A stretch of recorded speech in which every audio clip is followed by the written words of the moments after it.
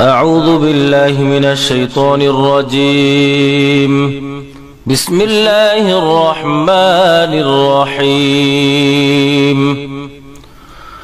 الحمد لله رب العالمين الرحمن الرحيم مالك يوم الدين. إياك نعبد وإياك نستعين. اهدنا الصراط المستقيم صراط الذين أنعمت عليهم غير المغضوب عليهم ولا الضالين. بسم الله الرحمن الرحيم. ألف لام ميم. ذلك الكتاب لا ريب فيه هدى للمتقين الذين يؤمنون بالغيب ويقيمون الصلاة ومما رزقناهم ينفقون والذين يؤمنون بما أنزل إليك وما أنزل من قبلك وبالآخرة هم يوقنون. أولئك على هدى من ربهم وأولئك هم المفلحون. إن الذين كفروا سواء عليهم أأنذرتهم أم لم تنذرهم لا يؤمنون. ختم الله على قلوبهم وعلى سمعهم وعلى أبصارهم غشاوة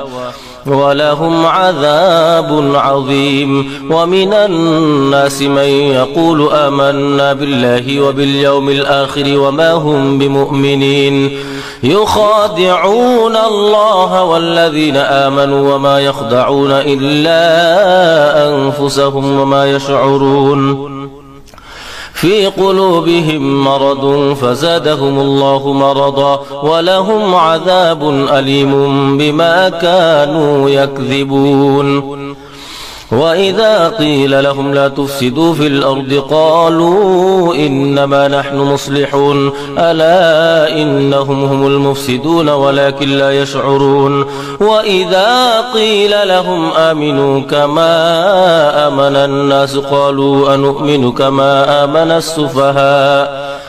ألا إنهم هم السفهاء ولكن لا يعلمون. وإذا لقوا الذين آمنوا قالوا آمنا وإذا خلوا إلى شياطينهم قالوا إنا معكم إنما نحن مستهزئون. الله يستهزئ بهم ويمدهم في طغيانهم يعمهون. أولئك الذين اشتروا الضلالة بالهدى فما ربحت تجارتهم وما كانوا مهتدين. مثلهم كمثل الذي استوقد نارا فلما أضاءت ما حوله ذهب الله بنورهم وتركهم في ظلمات لا يبصرون. صم بكم عمي فهم لا يرجعون. أو كصيب من السماء فيه ظلمات ورعد وبرق يجعلون أصابعهم في آذانهم من الصواعق حذر الموت والله محيط بالكافرين. أو كصيب من السماء فيه ظلمات ورعد وبرق يجعلون أصابعهم في آذانهم من الصواعق حذر الموت والله محيط بالكافرين. يكاد البرق يخطف أبصارهم كلما أضاء لهم مشوا فيه وإذا أظلم عليهم قاموا ولو شاء الله لذهب بسمعهم وأبصارهم إن الله على كل شيء قدير. يا أيها الناس اعبدوا ربكم الذي خلقكم والذين من قبلكم لعلكم تتقون. الذي جعل لكم الأرض فراشا والسماء بناء وأنزل من السماء ماء فأخرج به من الثمرات رزقا لكم فلا تجعلوا لله أندادا وأنتم تعلمون وإن كنتم في ريب مما نزلنا على عبدنا فأتوا بسورة من مثله وادعوا شهداءكم من دون الله إن كنتم صادقين فإن لم تفعلوا ولن تفعلوا فاتقوا النار التي وقودها الناس والحجارة أعدت للكافرين وبشر الذين آمنوا وعملوا الصالحات أن لهم جنات تجري من تحتها الأنهار كلما رزقوا منها من ثمرة رزقا قالوا هذا الذي رزقنا من قبل وأتوا به متشابها ولهم فيها أزواج مطهرة وهم فيها خالدون إن الله لا يستحيي أن يضرب مثلا ما بعوضة فما فوقها فأما الذين آمنوا فيعلمون أنه الحق من ربهم وأما الذين كفروا فيقولون ماذا أراد الله بهذا مثلا يضل به كثيرا ويهدي به كثيرا وما يضل به إلا الفاسقين الذين ينقضون عهد الله من بعد ميثاقه ويقطعون ما أمر الله به أن يوصل ويفسدون في الأرض أولئك هم الخاسرون كيف تكفرون بالله وكنتم أمواتا فأحياكم ثم يميتكم ثم يحييكم ثم إليه ترجعون هو الذي خلق لكم ما في الأرض جميعا ثم استوى إلى السماء فسواهن 7 سماوات وهو بكل شيء عليم وإذ قال ربك للملائكة إني جاعل في الأرض خليفة قالوا أتجعل فيها من يفسد فيها ويسفك الدماء ونحن نسبح بحمدك ونقدس لك قال إني أعلم ما لا تعلمون وعلم آدم الأسماء كلها ثم عرضهم على الملائكة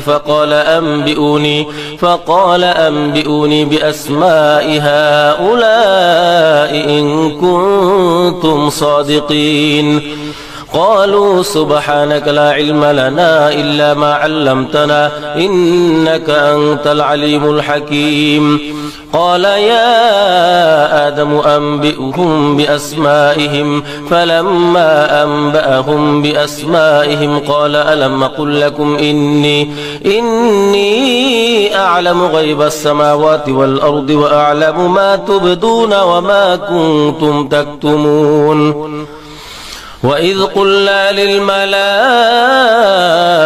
اسجدوا لآدم فسجدوا إلا إبليس أبى واستكبر وكان من الكافرين وقلنا يا آدم اسكن أنت وزوجك الجنة وكلا منها رغدا حيث شئتما ولا تقربا هذه الشجرة فتكونا من الظالمين فأزلهما الشيطان عنها فأخرجهما مما كانا فيه وقلنا اهبطوا بعضكم لبعض عدو ويكن في الأرض مستقر ومتاع إلى حين فتلقى آدم من ربه كلمات فتاب عليه إنه هو التواب الرحيم قل اهبطوا منها جميعا فإما يأتينكم مني هدى فمن تبع هداي فلا خوف عليهم ولا هم يحزنون والذين كفروا وكذبوا بآياتنا أولئك أصحاب النار هم فيها خالدون يا بني إسرائيل إسرائيل اذكروا نعمتي التي أنعمت عليكم وأوفوا بعهدي أوف بعهدكم وإياي فارهبون وآمنوا بما أنزلت مصدقا لما معكم ولا تكونوا أول كافر به ولا تشتروا بآياتي ثمنا قليلا وإياي فاتقون ولا تلبسوا الحق بالباطل وتكتموا الحق وأنتم تعلمون وأقيموا الصلاة وآتوا الزكاة واركعوا مع الراكعين أتأمرون الناس بالبر وتنسون أنفسكم وأنتم تتلون الكتاب أفلا تعقلون واستعينوا بالصبر والصلاة وإنها لكبيرة إلا على الخاشعين الذين يظنون أنهم ملاقو ربهم وأنهم إليه راجعون يا بني إسرائيل اذكروا نعمتي التي أنعمت عليكم وأني فضلتكم على العالمين واتقوا يوما لا تجزي نفس عن نفس شيئا ولا يقبل منها شفاعة ولا يؤخذ منها عدل ولا هم ينصرون وإذ نجيناكم من آل فرعون يسومونكم سوء العذاب يذبحون أبناءكم ويستحيون نساءكم وفي ذلكم بلاء من ربكم عظيم وإذ فرقنا بكم البحر فأنجيناكم وأغرقنا آل فرعون وأنتم تنظرون وإذ واعدنا موسى 40 ليلة ثم اتخذتم العجل من بعده وأنتم ظالمون ثم عفونا عنكم من بعد ذلك لعلكم تشكرون وإذ آتينا موسى الكتاب لعلكم تهتدون وإذ آتينا موسى الكتاب والفرقان لعلكم تهتدون وإذ قال موسى لقومه يا قوم إنكم ظلمتم أنفسكم باتخاذكم العجل فتوبوا إلى بارئكم فاقتلوا أنفسكم ذلكم خير لكم عند بارئكم فتاب عليكم إنه هو التواب الرحيم وإذ قلتم يا موسى لن نؤمن لك حتى نرى الله جهرة فأخذتكم الصاعقة وأنتم تنظرون ثم بعثناكم من بعد موتكم لعلكم تشكرون وظللنا عليكم الغمام وأنزلنا عليكم المن والسلوى كلوا من طيبات ما رزقناكم وما ظلمونا ولكن كانوا أنفسهم يظلمون وإذ آتينا موسى الكتاب والفرقان لعلكم تهتدون وإذ قال موسى لقومه يا قوم إنكم ظلمتم أنفسكم باتخاذكم العجل فتوبوا إلى بارئكم فاقتلوا أنفسكم ذلكم خير لكم عند بارئكم فتاب عليكم إنه هو التواب الرحيم وإذ قلتم يا موسى لن نؤمن لك حتى نرى الله جهرة فأخذتكم الصاعقة وأنتم تنظرون ثم بعثناكم من بعد موتكم لعلكم تشكرون وظللنا عليكم الغمام وأنزلنا عليكم المن والسلوى كلوا من طيبات ما رزقناكم وما ظلمونا ولكن كانوا أنفسهم يظلمون وإذ قلنا ادخلوا هذه القرية فكلوا منها حيث شئتم رغدا وادخلوا الباب سجدا وقولوا حطة نغفر لكم خطاياكم وسنزيد المحسنين فبدل الذين ظلموا قولا غير الذي قيل لهم فأنزلنا على الذين ظلموا رجزا من السماء بما كانوا يفسقون وإذ استسقى موسى لقومه فقلنا اضرب بعصاك الحجر فانفجرت منه 12 عينا قد علم كل أناس مشربهم كلوا واشربوا من رزق الله ولا تعثوا في الأرض مفسدين وإذ قلتم يا موسى لن نصبر على طعام واحد فادع لنا ربك يخرج لنا مما تنبت الأرض من بقلها وقثائها وفومها وعدسها وبصلها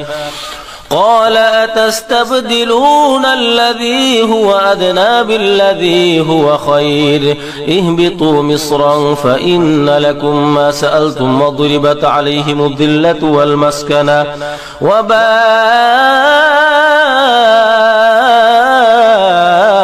بغضب من الله ذلك بأنهم كانوا يكفرون بآيات الله ويقتلون النبيين بغير الحق ذلك بما عصوا وكانوا يعتدون إن الذين آمنوا والذين هادوا والنصارى والصابئين من آمن بالله واليوم الآخر وعمل صالحا فلهم أجرهم عند ربهم ولا خوف عليهم ولا هم يحزنون وإذ أخذنا ميثاقكم ورفعنا فوقكم الطور خذوا ما آتيناكم بقوة واذكروا ما فيه لعلكم تتقون ثم توليتم من بعد ذلك فلولا فضل الله عليكم ورحمته لكنتم من الخاسرين ولقد علمتم الذين اعتدوا منكم في السبت فقلنا لهم كونوا قردة خاسئين فجعلناها نكالا لما بين يديها وما خلفها وموعظة للمتقين وإذ قال موسى لقومه إن الله يأمركم أن تذبحوا بقرة قالوا أتتخذنا هزوا قال أعوذ بالله أن أكون من الجاهلين قالوا ادع لنا ربك يبين لنا ما هي قال إنه يقول إنها بقرة لا فارض ولا بكر عوان بين ذلك فافعلوا ما تؤمرون قالوا ادع لنا ربك يبين لنا ما لونها قال إنه يقول إنها بقرة صفراء فاقع لونها تسر الناظرين قالوا ادع لنا ربك يبين لنا ما هي إن البقرة شابه علينا وإنا إن شاء الله لمهتدون قال إنه يقول إنها بقرة لا ذلول تثير الأرض ولا تسقي الحرث مسلمة لا شية فيها قالوا الآن جئت بالحق فذبحوها وما كادوا يفعلون وإذ قتلتم نفسا فادارأتم فيها والله مخرج ما كنتم تكتمون فقلنا اضربوه ببعضها كذلك يحيي الله الموتى ويريكم آياته لعلكم تعقلون ثم قست قلوبكم من بعد ذلك فهي كالحجارة أو أشد قسوة وإن من الحجارة لما يتفجر منه الأنهار وإن منها لما يشقق فيخرج منه الماء وإن منها لما يهبط من خشية الله وما الله بغافل عما تعملون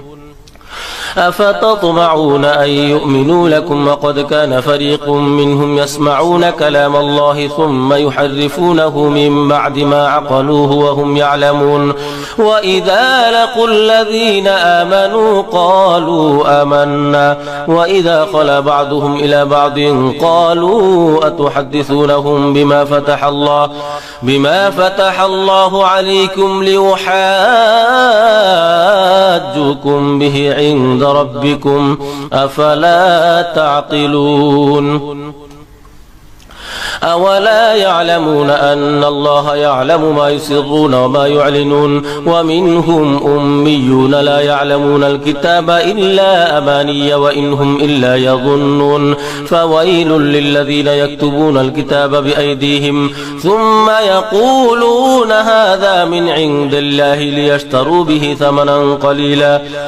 فويل لهم مما كتبت أيديهم وويل لهم مما يكسبون وقالوا لن تمسنا النار إلا أياما معدودة قل أتخذتم عند الله عهدا فلن يخلف الله عهده أم تقولون على الله ما لا تعلمون بلى من كسب سيئة وأحاطت به خطيئته فأولئك أصحاب النار هم فيها خالدون والذين آمنوا وعملوا الصالحات أولئك أصحاب الجنة هم فيها خالدون وإذ أخذنا ميثاق بني إسرائيل لا تعبدون إلا الله وبالوالدين إحسانا وذي القربى واليتامى والمساكين وقولوا للناس حسنا وأقيموا الصلاة وآتوا الزكاة ثم توليتم إلا قليلا منكم وأنتم معرضون وإذ أخذنا ميثاقكم لا تسفكون دماءكم ولا تخرجون أنفسكم من دياركم ثم أقررتم وأنتم تشهدون ثم أنتم هؤلاء تقتلون أنفسكم وتخرجون فريقا منكم من ديارهم تظاهرون عليهم بالإثم والعدوان وإن يأتوكم أسارى تفادوهم وهو محرم عليكم إخراجهم أفتؤمنون ببعض الكتاب وتكفرون ببعض فما جزاء من يفعل ذلك منكم إلا خزي في الحياة الدنيا ويوم القيامة يردون إلى أشد العذاب وما الله بغافل عما تعملون أولئك الذين اشتروا الحياة الدنيا بالآخرة فلا يخفف عنهم العذاب ولا هم ينصرون ولقد آتينا موسى الكتاب وقفينا من بعده بالرسل وآتينا عيسى ابن مريم البينات وأيدناه بروح القدس أفكلما جاءكم رسول بما لا تهوى أنفسكم استكبرتم ففريقا كذبتم وفريقا تقتلون وقالوا قلوبنا غلف بل لعنهم الله بكفرهم فقليلا ما يؤمنون ولما جاءهم كتاب من عند الله مصدق لما معهم وكانوا من قبل يستفتحون على الذين كفروا فلما جاءهم ما عرفوا كفروا به فلعنة الله على الكافرين بئس ما اشتروا به أنفسهم أن يكفروا بما أنزل الله بغيا أن ينزل الله من فضله على من يشاء من عباده فباءوا بغضب على غضب وللكافرين عذاب مهين وإذا قيل لهم آمنوا بما أنزل الله قالوا نؤمن بما أنزل علينا ويكفرون بما وراءه وهو الحق مصدقا لما معهم قل فلم تقتلون أنبياء الله من قبل إن كنتم مؤمنين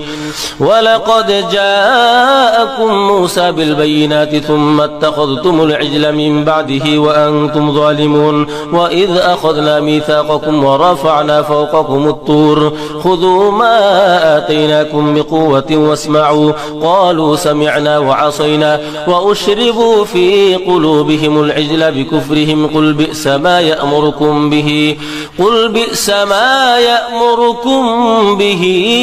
إيمانكم إن كنتم مؤمنين قل إن كانت لكم الدار الآخرة عند الله خالصة من دون الناس فتمنوا الموت إن كنتم صادقين ولن يتمنوه أبدا بما قدمت أيديهم والله عليم بالظالمين ولتجدنهم أحرص الناس على حياة ومن الذين أشركوا يود أحدهم لو يعمر 1000 سنة وما هو بمزحزحه من العذاب أن يعمر والله بصير بما يعملون قل من كان عدوا لجبريل فإنه نزله على قلبك بإذن الله مصدقا لما بين يديه وهدى وبشرى للمؤمنين من كان عدوا لله وملائكته ورسله وجبريل وميكال فإن الله عدو للكافرين ولقد أنزلنا إليك آيات بينات وما يكفر بها إلا الفاسقون أو كلما عاهدوا عهدا نبذه فريق منهم بل أكثرهم لا يؤمنون ولما جاء رسول من عند الله مصدق لما معهم نبذ فريق من الذين أوتوا الكتاب كتاب الله وراء ظهورهم كأنهم لا يعلمون واتبعوا ما تتلو الشياطين على ملك سليمان وما كفر سليمان ولكن الشياطين كفروا يعلمون الناس السحر وما أنزل على الملكين ببابل هاروت وماروت وما يعلمان من أحد حتى يقولا إنما نحن فتنة فلا تكفر فيتعلمون منهما ما يفرقون به بين المرء وزوجه وما هم ضارين به من أحد إلا بإذن الله ويتعلمون ما يضرهم ولا ينفعهم ولقد علموا لمن اشتراه ما له في الآخرة من خلاق ولبئس ما شروا به أنفسهم لو كانوا يعلمون ولو أنهم آمنوا واتقوا لمثوبة من عند الله خير لو كانوا يعلمون يا أيها الذين آمنوا لا تقولوا راعنا وقولوا انظرنا واسمعوا وللكافرين عذاب أليم ما يود الذين كفروا من أهل الكتاب ولا المشركين أن ينزل عليكم من خير من ربكم والله يختص برحمته من يشاء والله ذو الفضل العظيم ما ننسخ من آية أو ننسها نأتي بخير منها أو مثلها ألم تعلم أن الله على كل شيء قدير ألم تعلم أن الله له ملك السماوات والأرض وما لكم من دون الله من ولي ولا نصير أم تريدون أن تسألوا رسولكم كما سئل موسى من قبل ومن يتبدل الكفر بالإيمان فقد ضل سواء السبيل ود كثير من أهل الكتاب لو يردونكم من بعد إيمانكم كفارا حسدا من عند أنفسهم من بعد ما تبين لهم الحق فاعفوا واصفحوا حتى يأتي الله بأمره إن الله على كل شيء قدير وأقيموا الصلاة وآتوا الزكاة وما تقدموا لأنفسكم من خير تجدوه عند الله إن الله بما تعملون بصير وقالوا لن يدخل الجنة إلا من كان هودا أو نصارى تلك أمانيهم قل هاتوا برهانكم إن كنتم صادقين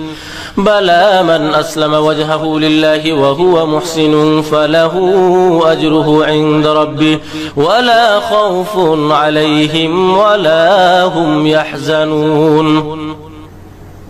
وقالت اليهود ليست النصارى على شيء وقالت النصارى ليست اليهود على شيء وهم يتلون الكتاب كذلك قال الذين لا يعلمون مثل قولهم فالله يحكم بينهم يوم القيامة فيما كانوا فيه يختلفون ومن أظلم ممن منع مساجد الله أن يذكر فيها اسمه وسعى في خرابها أولئك ما كان لهم أن يدخلوها إلا خائفين لهم في الدنيا خزي ولهم في الآخرة عذاب عظيم ولله المشرق والمغرب فأينما تولوا فثم وجه الله إن الله واسع عليم وقالوا اتخذ الله ولدا سبحانه بل له ما في السماوات والأرض كل له قانتون بديع السماوات والأرض وإذا قضى أمرا فإنما يقول له كن فيكون وقال الذين لا يعلمون لولا يكلمنا الله أو تأتينا آية كذلك قال الذين من قبلهم مثل قولهم تشابهت قلوبهم قد بينا الآيات لقوم يوقنون إنا أرسلناك بالحق بشيرا ونذيرا ولا تسأل عن أصحاب الجحيم ولن ترضى عنك اليهود ولا النصارى حتى تتبع ملتهم قل إن هدى الله هو الهدى ولئن اتبعت أهواءهم بعد الذي جاءك من العلم ما لك من الله من ولي ولا نصير الذين آتيناهم الكتاب يتلونه حق تلاوته أولئك يؤمنون به ومن يكفر به فأولئك هم الخاسرون يا بني إسرائيل اذكروا نعمتي التي أنعمت عليكم وأني فضلتكم على العالمين واتقوا يوما لا تجزي نفس عن نفس شيئا ولا يقبل منها عدل ولا تنفعها شفاعة ولا هم ينصرون وإذ ابتلى إبراهيم ربه بكلمات فأتمهن قال إني جاعلك للناس إماما قال ومن ذريتي قال لا ينال عهد الظالمين وإذ جعلنا البيت مثابة للناس وأمنا واتخذوا من مقام إبراهيم مصلى وعهدنا إلى إبراهيم وإسماعيل أن طهر بيتي للطائفين والعاكفين والركع السجود وإذ قال إبراهيم رب اجعل هذا بلدا آمنا وارزق أهله من الثمرات من آمن منهم بالله واليوم الآخر قال ومن كفر فأمتعه قليلا ثم أضطره إلى عذاب النار وبئس المصير وإذ يرفع إبراهيم القواعد من البيت وإسماعيل ربنا تقبل منا إنك أنت السميع العليم ربنا واجعلنا مسلمين لك ومن ذريتنا أمة مسلمة لك وأرنا مناسكنا وتب علينا إنك أنت التواب الرحيم ربنا وابعث فيهم رسولا منهم يتلو عليهم آياتك ويعلمهم الكتاب والحكمة ويزكيهم إنك أنت العزيز الحكيم ومن يرغب عن ملة إبراهيم إلا من سفي نفسه ولقد اصطفيناه في الدنيا وإنه في الآخرة لمن الصالحين إذ قال له ربه أسلم قال أسلمت لرب العالمين ووصى بها إبراهيم بنيه ويعقوب يا بني إن الله اصطفى لكم الدين فلا تموتن إلا وأنتم مسلمون أم كنتم شهداء إذ حضر يعقوب الموت إذ قال لبنيه ما تعبدون من بعدي قالوا نعبد أصناما فنظل لها عاكفين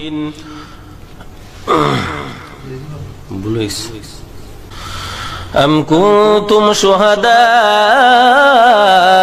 إذ حضر يعقوب الموت إذ قال لبنيه ما تعبدون من بعدي قالوا نعبد إلهك وإله آبائك إبراهيم وإسماعيل وإسحاق إلها واحدا ونحن له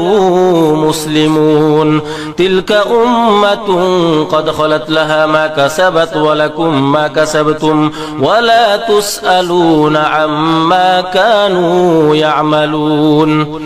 وقالوا كونوا هودا أو نصارى تلك أمانيهم قل هاتوا برهانكم إن كنتم صادقين وقالوا كونوا هودا أو نصارى تهتدوا قل بل ملة إبراهيم حنيفا وما كان من المشركين قولوا آمنا بالله وما أنزل إلينا وما أنزل إلى إبراهيم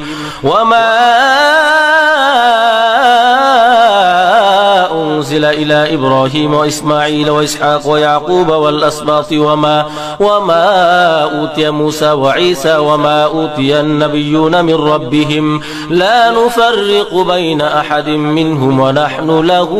مسلمون فإن آمنوا بمثل ما آمنتم به فقد اهتدوا وإن تولوا فإنما هم في شقاق فسيكفيكهم الله وهو